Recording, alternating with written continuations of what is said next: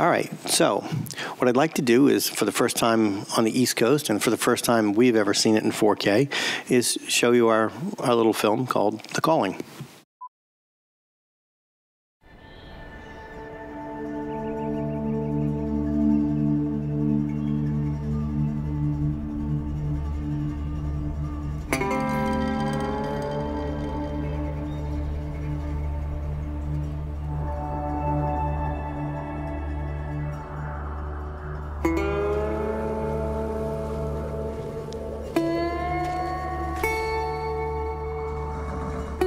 Here in the mountains, just before dawn, there is a whisper,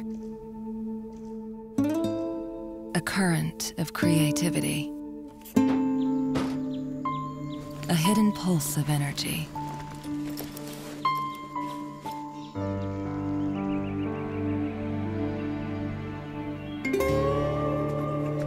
It is this passion that bonds us.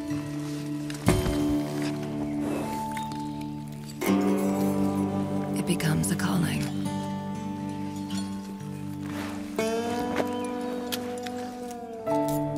It transforms our lives.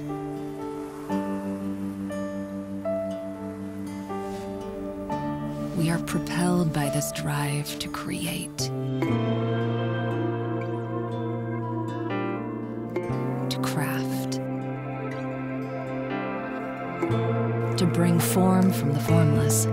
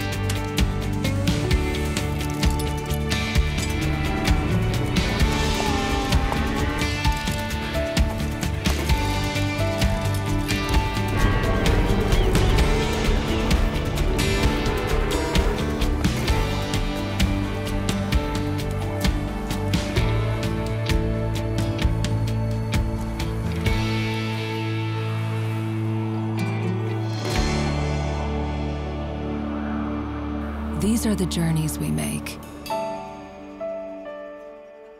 moving forward in time to arrive right here. It is who we are.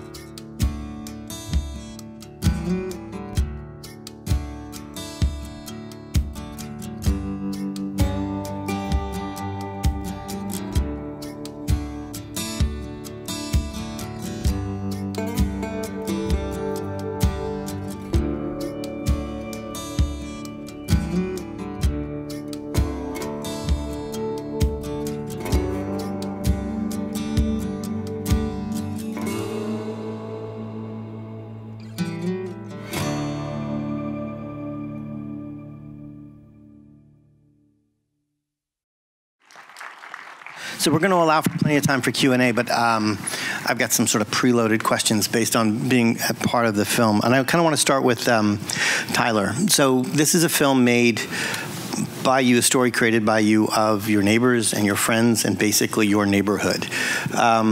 We came to you with a white piece of paper that said, here's a camera. I don't think we even had a name on it yet, and said, it does these kind of things, so make a story around it. Where do you come up with the idea to mountain climb and things like that. Yeah, sure. So producer Steve Tobenkin in Los Angeles had called and said, "Hey, Tyler, we have a chance to, bid on the project, as I often do as a freelance director for different projects, for this new camera."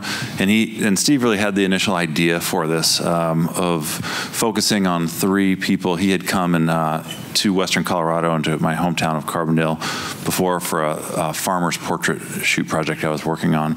So he knew the town a bit, and he said, "I think this might be a good idea for a short film, just to feature 3 real-world people in Western Americana type of feel." So he and I put our heads together and thought about, we went through a gamut of different people and the way that their lives might interweave. This is a light story, of course. It's a promotion for a camera, and every time a camera comes out, there's a story that can be associated with it, a short film. We wanted to create something that was as authentic as possible. So these are real world people, and we looked at, boy, should we include, blacksmiths or teachers or other artisans or what it is, cheesemakers and such. And really it came to most visually, I think, in what could represent a high dynamic range camera, in 4K, something that would span high altitude light. We're shooting at 10,000 feet above Aspen, and then into the depths of a kind of smoky, misty distillery in the whiskey barrel room there.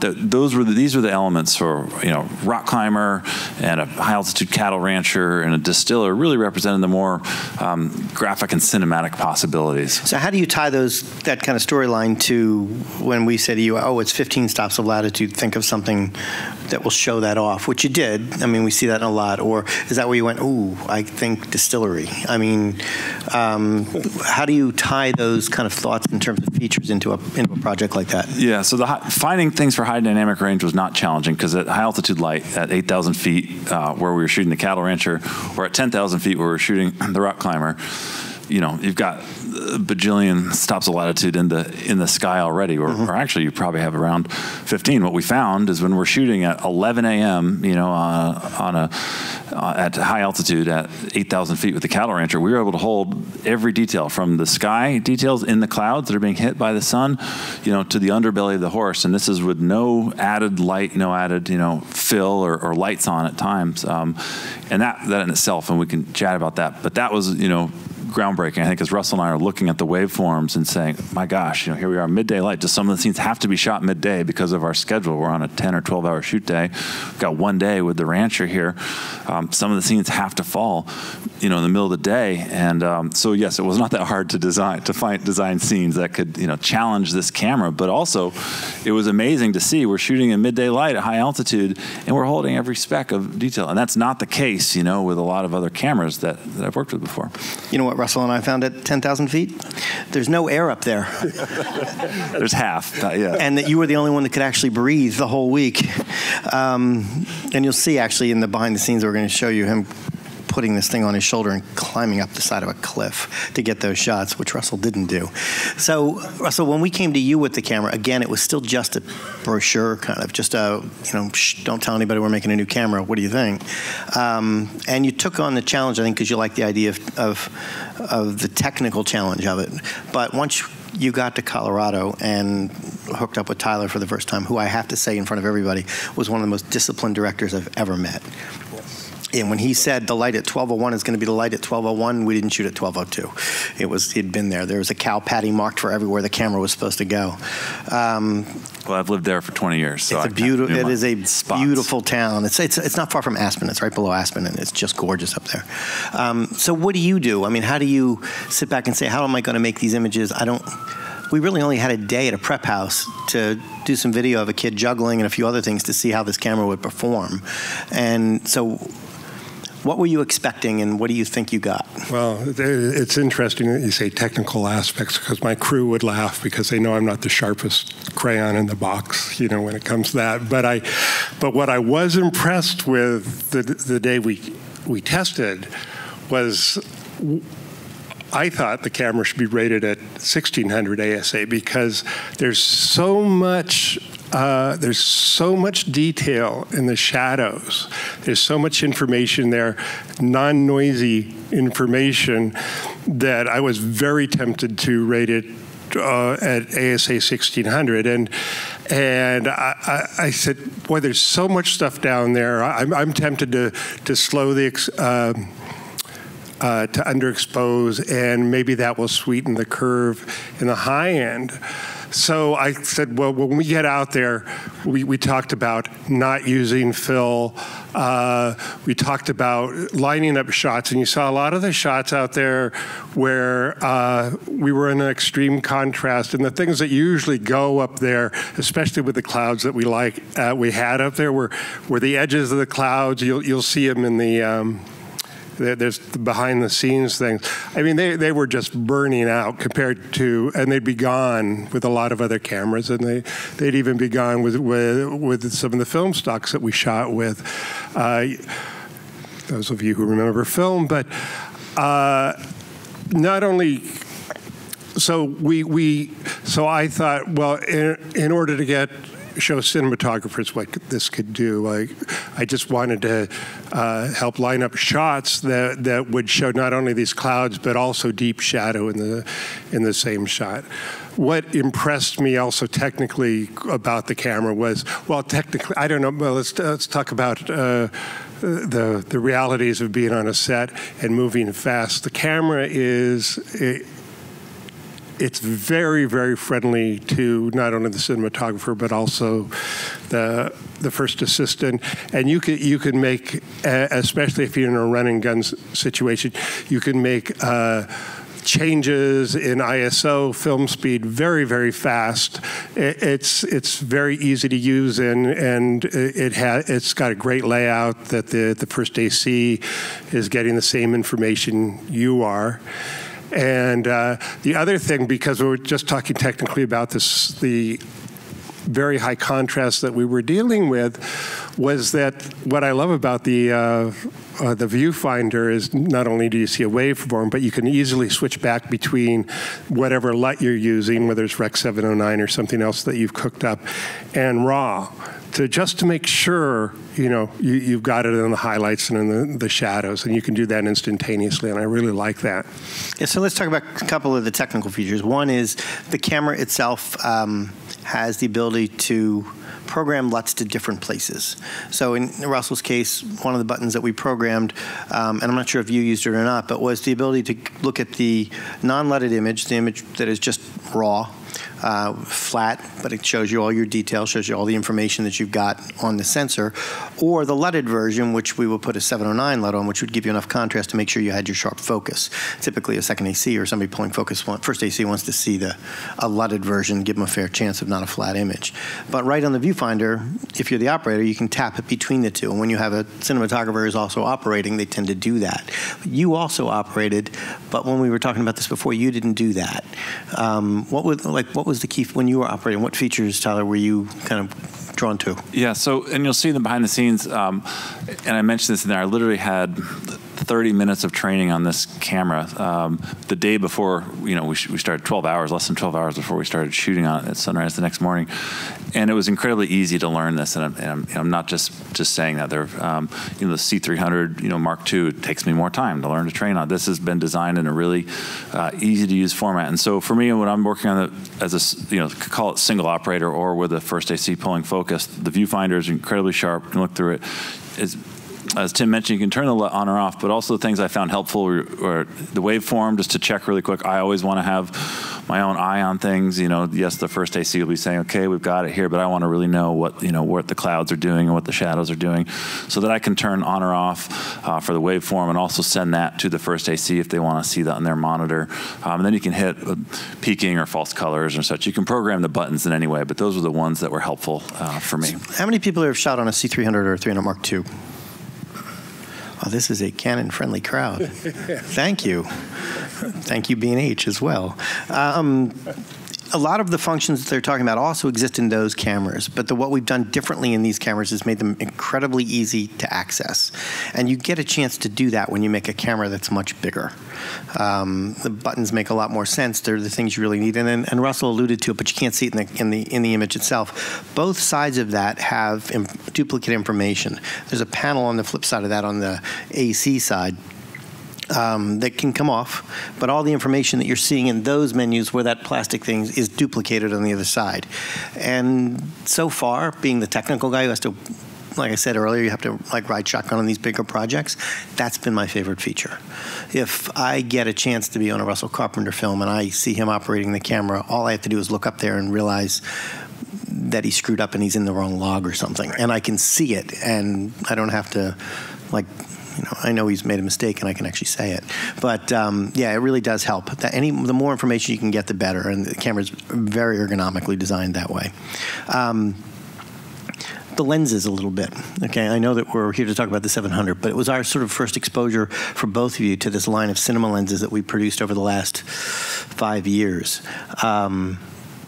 Russell, talk about the lenses that you about. And this is kind of the first time I think you've used our glass. Yeah, this was.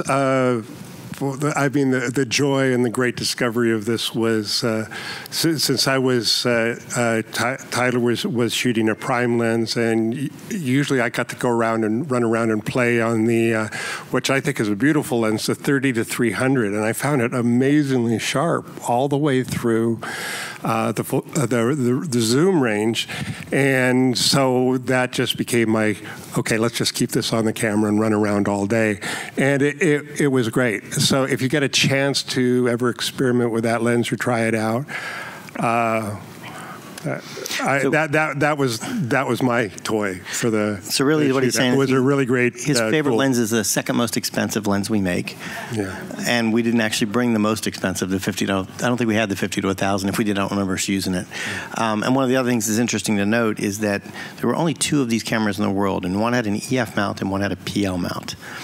So every lens he asked for, we had to bring twice, for the A camera and the B camera, so we must have had $1 million of the glass. But 3300 is a great piece of glass. It's been out for a few years now.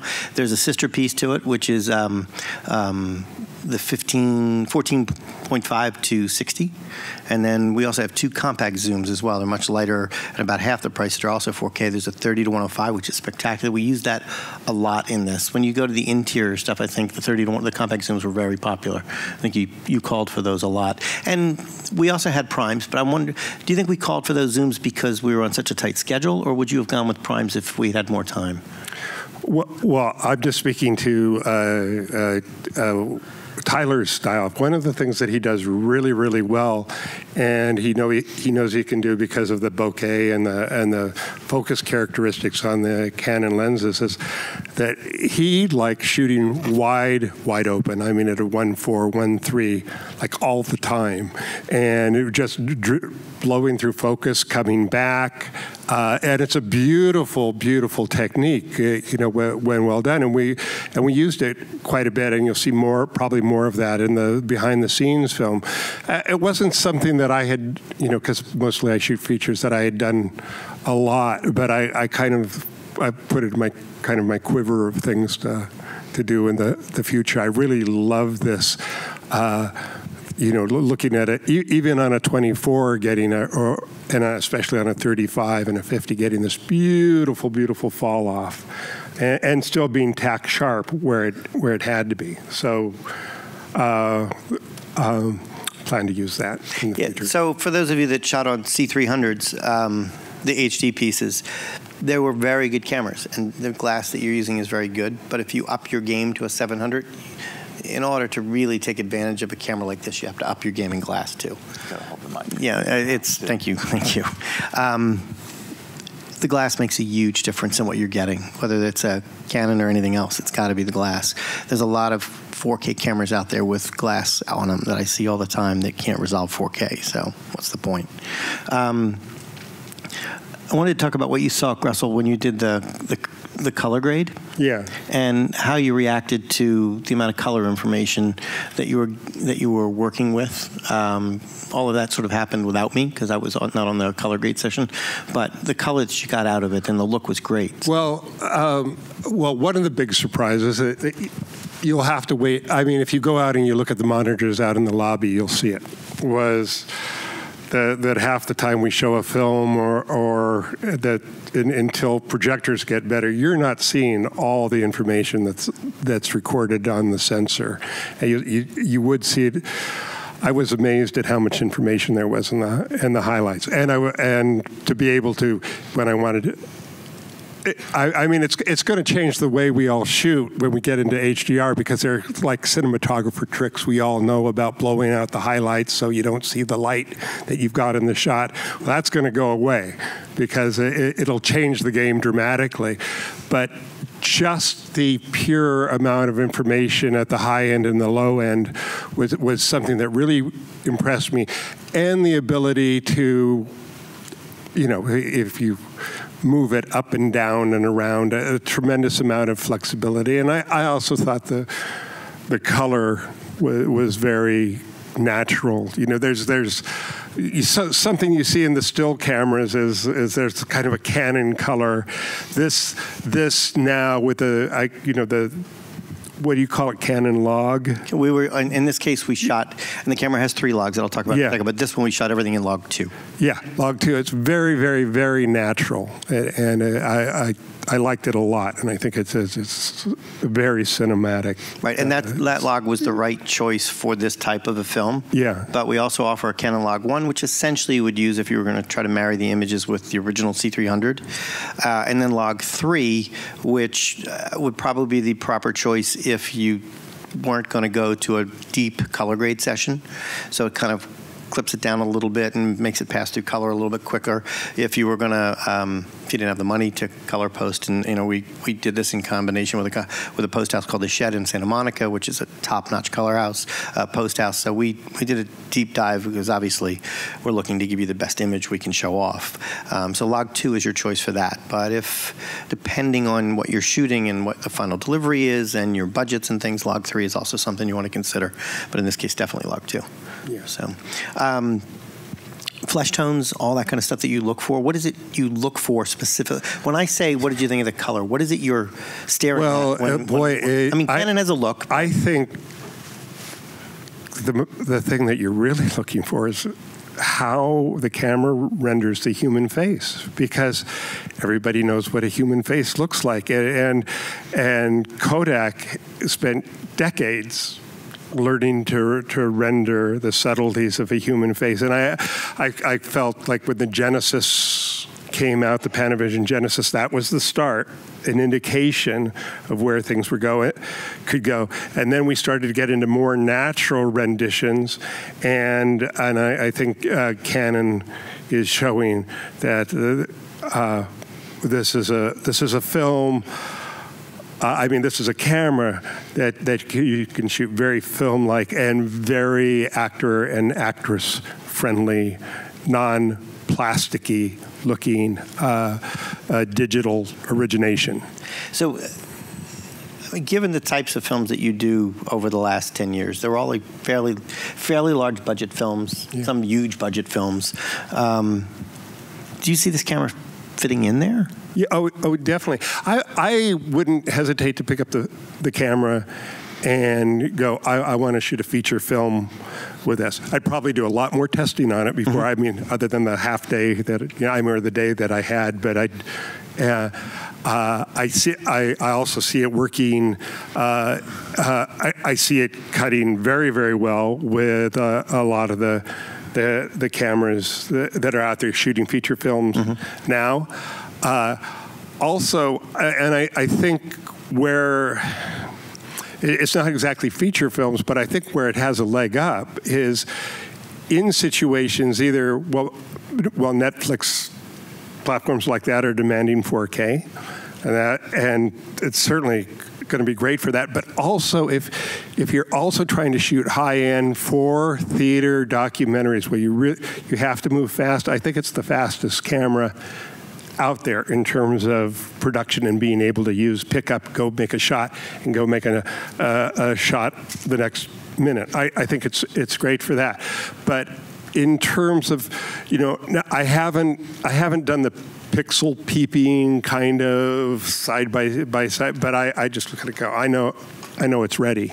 So the thing you said about Netflix being 4K, now you do a lot of theatrical release, probably. But you also, like everybody else, you're shooting commercials and other things.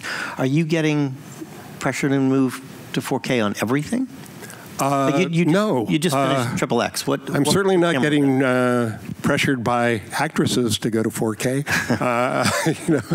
I mean, and people are talking about 8K, and I don't know. I don't know any actress who'd want to have that pointed at her face, but all of a sudden we'll all be using vintage glass from the 70s and 60s to work that way.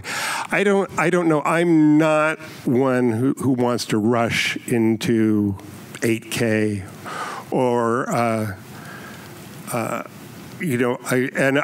not sure why there are certain platforms that demand that you originate in 4K. We could probably talk about that at drinks later, but because yes, there's some people making those decisions. I'm going to digress consulting, here. Yes, and we'll get there. But I think sort of where I was going with this too is the camera itself shoots in HD, shoots in 2K, shoots in 4K, shoots in 4.5K. Yeah. So realistically, you're pretty much covered for now based on the demand of producers and production. Yeah, you can move into a lot of areas, right. and you can serve a lot of masters with the camera. Right. Yeah.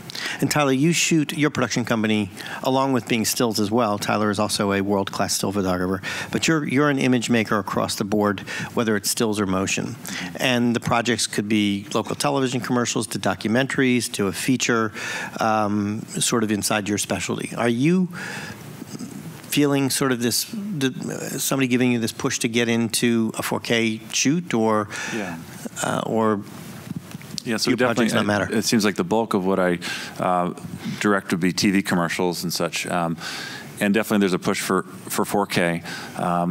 But also there's a push, and what I'd say to give this context, and you'll see some of this in the behind the scenes, but there's also a push in a lot of the style that I love shooting in or being hired to shoot is very challenging outdoor light situations, sunsets or whatever it is, and father and daughter walking down a dock to, fishing or whatever it is, or different things, or skiing things in the Aspen area in very challenging light conditions. So yes, the 4K thing is great.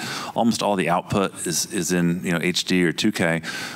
But what excites me most, both, on one end of the camera as the director or the cinematographer, but also excites me most sitting in the audience watching films is the high dynamic range. And that's, to me, that's the color of emotion. And maybe it speaks to what Russell was talking about when you're grading the film too, is being able to hold shadow detail, in the underbelly of a horse or the side of a barn and the inside of a barn, as well as the clouds or the light that's outside. You'll see some of the shots in the behind the scenes film that some of the scenes that Russell really sculpted beautifully with a range of lighting, but are holding a full 15 stops of latitude, looking out of the barn as Max the cowboy is carrying the saddle and dropping it there, as well as the barn wood details on there. That to me, and if you can see, reflections and rain puddles and such, and also the sky detail, that to me as an audience member, that's what moves my emotion far more than a jump, I'd say even, realistically from 2K to 4K or 4K to 8K or such. I'm not going to fall in love more with a movie. I'm not happier as the result of, my pleasure is not increased necessarily with the resolution. I understand why the resolution's there and we are going to 4K, and that's great. But what really excites me is the dynamic range. And then also from a production standpoint, what it means to have 15 stops of dynamic range is that you don't have to have such a big lighting crew to light, from 100 feet away, our horseman who's riding completely backlit under high altitude sun. And guess what? You can see his eyes underneath his cowboy hat. A few years ago, you couldn't do that. Or with a lot of other cameras I've worked with that are 4K, if you're shooting toward dusk or around a campfire, you might get that stops of latitude, but go ahead and then try to bring up another stop of light. If someone's shirt is a little dark or such and they're around the campfire, you want to bring it up, you're going to get noise. And I think that what we both saw that in the color grade, that you don't get noise when you in the color grade, I saw that there was a tremendous amount of information in the shadows. You could get drunk one day and underexposed by 2 stops, and you're still in good shape. Just telling you that. Anyway. And it's flexible. Flexible in the sense that sometimes you get stuff down in the shadows and it's way down there. And I mean, in the old days of digital, you try and bring that up and it'd just come up like pulling up weeds and a big black clump of nothing comes up. Well, now there are shades of information down there, and especially with this camera. So I mean, it's a good thing. I know a lot of the tendency these days is to crush the blacks, and that's great, but it's really good to know that you have it down there. All right, so we've referenced the behind-the-scenes footage several times. So what I'd like to do now is show you the behind-the-scenes footage. We're going to step down. When the behind-the-scenes footage is over, we're going to come back up and take your questions. So don't leave when the behind-the-scenes footage is over. But let's go ahead and we'll get off, and then we'll let them run the BTS. Oh, one thing I want to mention just to look for, concerning high dynamic range, I did one scene where there's a cowboy walking toward us when he's got a saddle or something like that, and I lit it for the whole dynamic range, all 15 stops. But when we timed for standard, not high dynamic range, I had to put a little window around. There's a doorway on the left side of the little area that he's walking down.